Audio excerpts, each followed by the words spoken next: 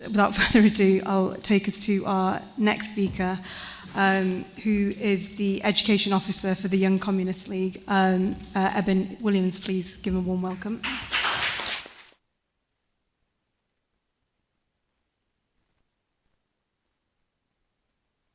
Thanks. First of all, I'd just like to give a massive thank you to Carlos and Keith and all of the team at Friends of Socialist China. Last year's PRC 75 event was so professional and well done, and it's really exciting to see that this is going to be an annual conference. It's so important today that we're building this kind of united front against imperialism in all of its forms, which is represented today by all of the different political parties and organizations in this room, and that's not easy to do, is bringing the left together. So congratulations to Carlos and Keith and everyone else.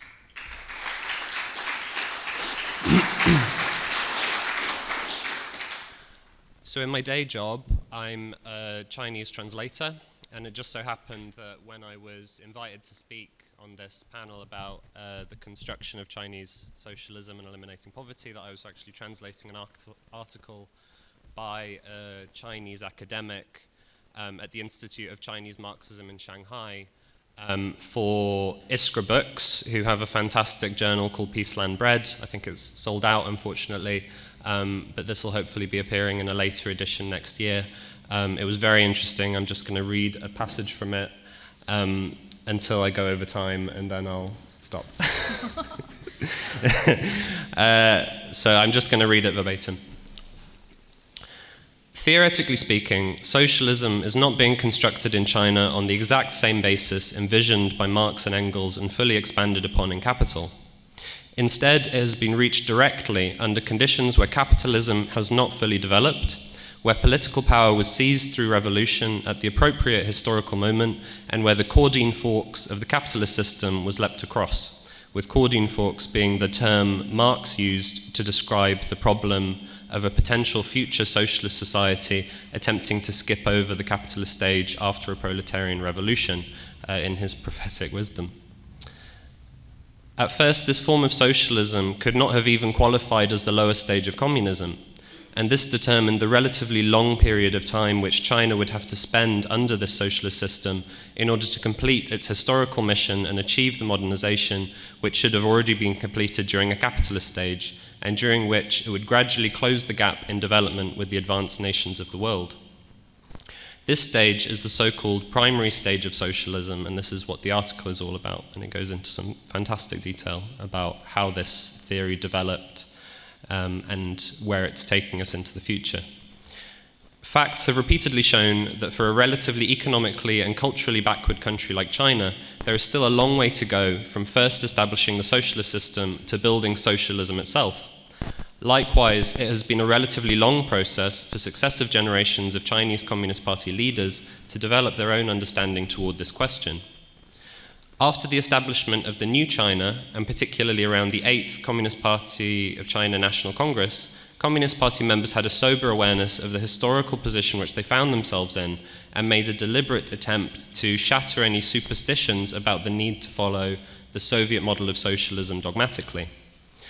But faced with a harsh and complex external situation, the CPC made the mistake of being too eager for results and was unable to successfully maintain the correct path going forward, leading to serious setbacks to the construction of socialism in China, despite some major achievements at the same time. Facing the convoluted road to socialist construction in China, as well as lessons from the international communist movement of those who had tried to surpass their current stage of social development too early, the CPC has gradually put forward its theory of the primary stage of socialism.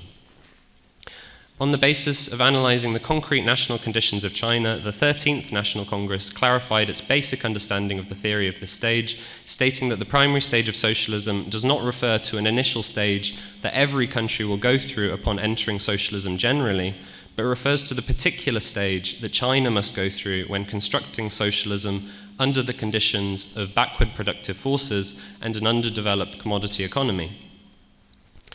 The primary stage of socialism will stretch at least 100 years, dating back to the 1950s, when the socialist transformation of private ownership of the means of production was basically completed, to the time around the mid-21st century, I think it was this 2049 deadline when socialist modernization will have been in the main accomplished.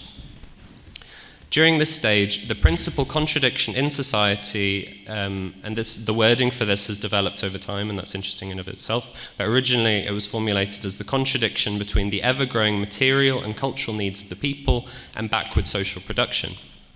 Class struggle will continue to exist to a certain degree for a long period of time, but it is not at the moment the principal contradiction.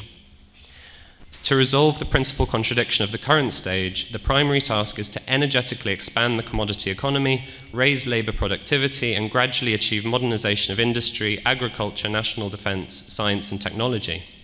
To this end, reform must be conducted where the links of production and superstructures are incompatible with the growth of the productive forces. Modernization is a necessary trend of human social development, as well as the shared aspiration of multiple generations of Chinese Communist Party members, except that the modernization pursued by the Communist Party of China is socialist modernization. And the reason for emphasizing that it is a socialism with Chinese characteristics is that the primary stage of socialism which China currently finds itself in is not a stage of socialism in the traditional sense as understood by Marx. According to Marx and Engels, socialism should naturally develop as a new social formation when the capitalist relations of production can no longer accommodate their own productive forces after capitalism is fully developed and modernization has been achieved. And yet, all existing socialist countries, including China, have been established under conditions where capitalism has not been fully developed and modernization has not been achieved, where political power has been seized through violent revolution, and then, under the guarantee of the socialist regime, the socialist transformation of the private ownership of the means of production has been realized, thereby establishing the socialist system while leaping across the Cordine forks of capitalism. So prior to reform and opening up, the Communist Party of China put undue emphasis on the degree of public ownership of the means of production and ended up taking a wrong course and committing the error of attempting to skip over China's current stage of social development too early.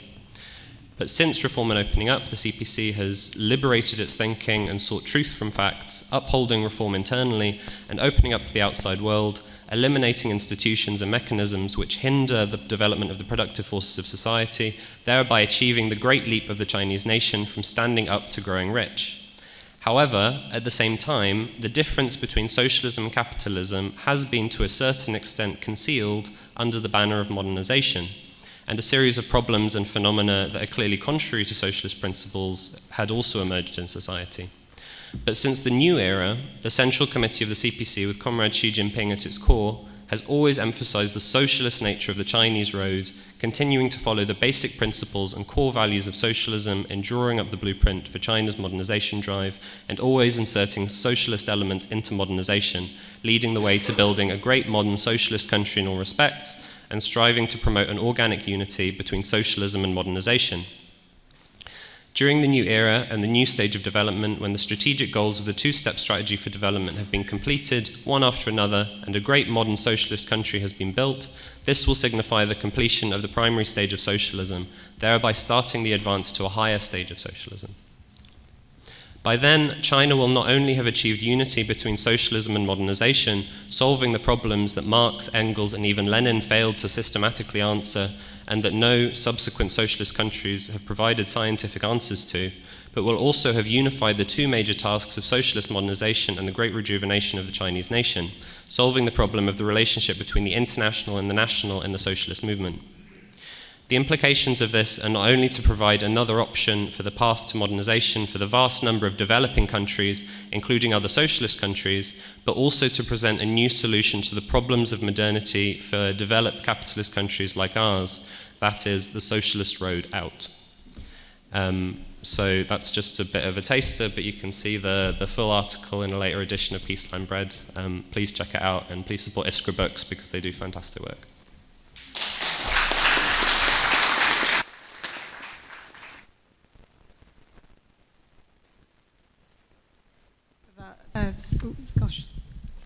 Thank you. Thanks for that theoretical overview, Eben. So really helpful to understand what's going on in China.